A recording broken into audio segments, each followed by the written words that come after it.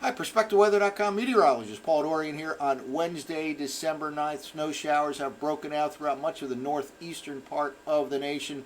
They will continue to push to the south and east into parts of the mid-Atlantic region over the next few hours, all associated with kind of a powerful disturbance that's passing by to the north. We'll focus in on that over the next few minutes, and then we'll look a little bit longer range at a very interesting weather pattern that goes into the early part of next week. We're basically in a colder and rather stormy weather pattern that began a week or so ago and looks like it'll continue for the next couple of weeks. Doesn't mean it'll be colder than normal at all times. In fact, this weekend looks to be quite mild in the mid-Atlantic region, northeast U.S., ahead of the next strong cold front. In fact, high temperatures on Saturday and Sunday, well up in the 50s most likely in D.C., Philadelphia, New York City, but then a strong cold front comes through and we'll have to watch for the possibility of low pressure near the East Coast during the early part of next week. But first, let's talk about today's snow shower threat in the northeast U.S. and the mid-Atlantic region. Here's the current radar,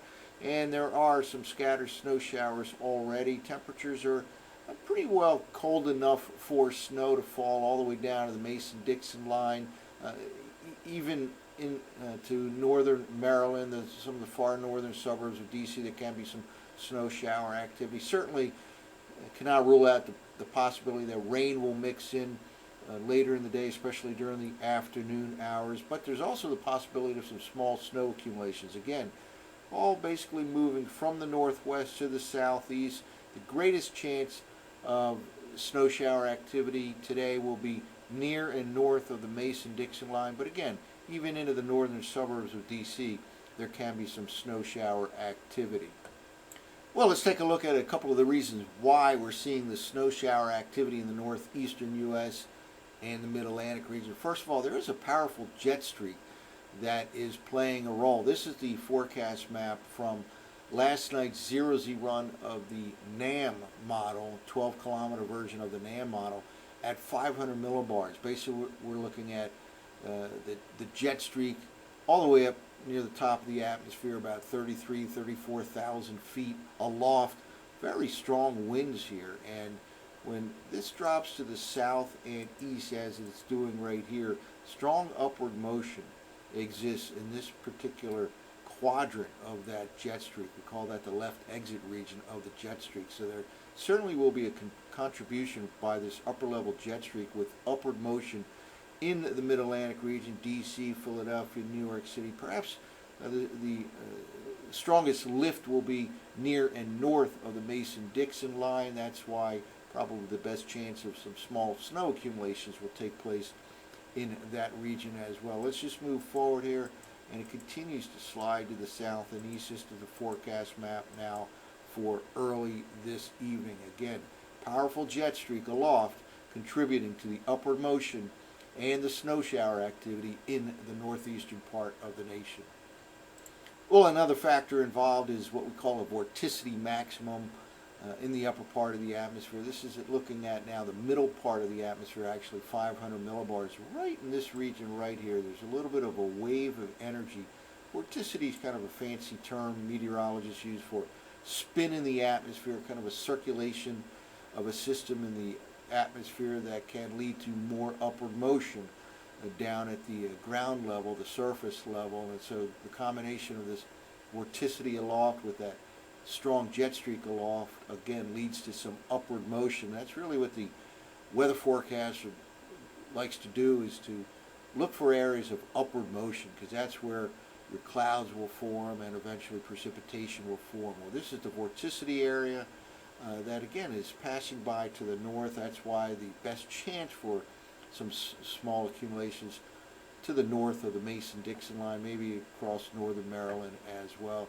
Let's just kind of move forward here in time and watch this drop south and east. Again, this is using the NAM model from zero-Z last night. Here it is dropping into New England by the end of today. This is the forecast map for early this evening. So again, there's certainly reason to believe there'll be some strong upward motion over the next several hours. And we're looking at, for D.C., Philadelphia, and New York City, the main timetable for the threat of snow showers. Mid to late morning, right into the well into the afternoon hours. All of this clears out in the overnight hours, and another cold night coming to the northeastern quadrant of the nation. Let's kind of jump ahead longer term here, medium range, longer range. We do have a very interesting weather pattern that may be setting up for the early part of next week.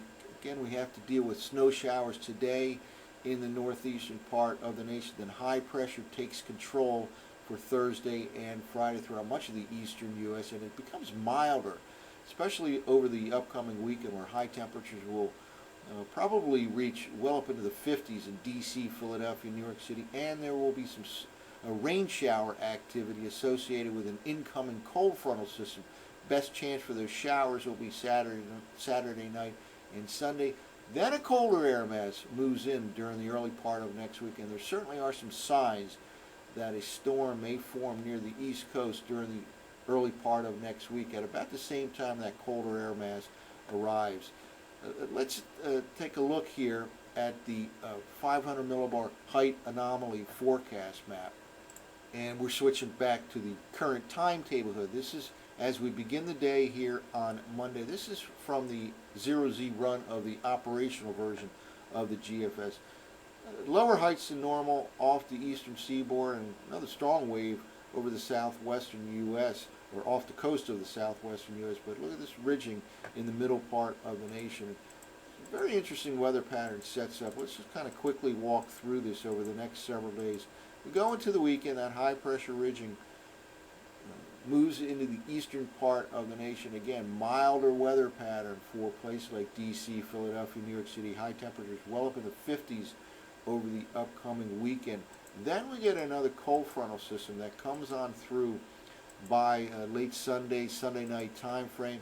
That ushers in a colder air mass for the early part of next week. This is the forecast map now for next Monday morning. And notice here we also have this area of an upper level low sitting over the eastern part of the nation. Now watch what happens next week and into the following week. Below normal heights by the middle part of next week. This is a week from today. Throughout much of North America, it's kind of a rare thing to see blue on a map throughout Canada, throughout much of the U.S. And again, this is about a week from now, below normal heights, and there certainly will be some cold air outbreaks associated with kind of a pattern. Again, we'll have to watch for the possibility of a storm system to form somewhere in the Monday, Tuesday, maybe Wednesday time frame of next week, but a lot of below normal heights throughout Canada and the U.S. During the time period of next week. Well, let's now walk through the surface forecast maps from last night's operational run of the GFS at 0Z. And here's the blue representing areas of snow here on this particular forecast map up across the northeastern part of the nation. I think the NAM model has a little better handle of it, but even the GFS has some snow shower activity down into east central Pennsylvania. I think for sure the Philadelphia metro region can see some snow shower activity, even in the northern suburbs and western suburbs of D.C. I think the GFS may be underdoing the upward motion a little bit here. Let's move forward here and kind of look ahead to the latter part of the week. High pressure takes control in much of the eastern part of the nation, starts a warming trend. And by the time we get to the weekend, this is the forecast map for Saturday morning, there'll be a cold frontal system crossing the Midwest. Milder conditions in the east. Again, well up in the 50s on Saturday and Sunday, D.C., Philadelphia, New York City. This cold frontal system very likely will cause some rain shower activity, probably Saturday night into the day on Sunday to go along with those milder conditions. This is the forecast map for Sunday morning here. Then we turn colder behind this frontal system, and this is the area of interest. GFS has a reflection of a surface low here by early Monday morning in the colder air. European model, which I'm not showing right here, is much more bullish on this particular storm system. So it has much more precipitation associated with a coastal low. And again, there are some signs of something hanging back post-frontal system. That frontal system passes through probably Sunday, passes through the mid-Atlantic region to the eastern seaboard.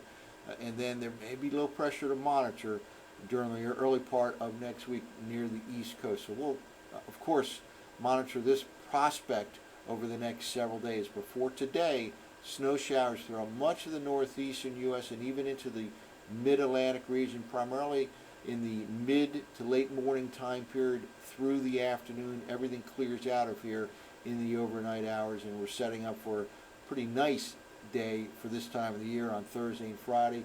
Milder but wetter conditions this weekend.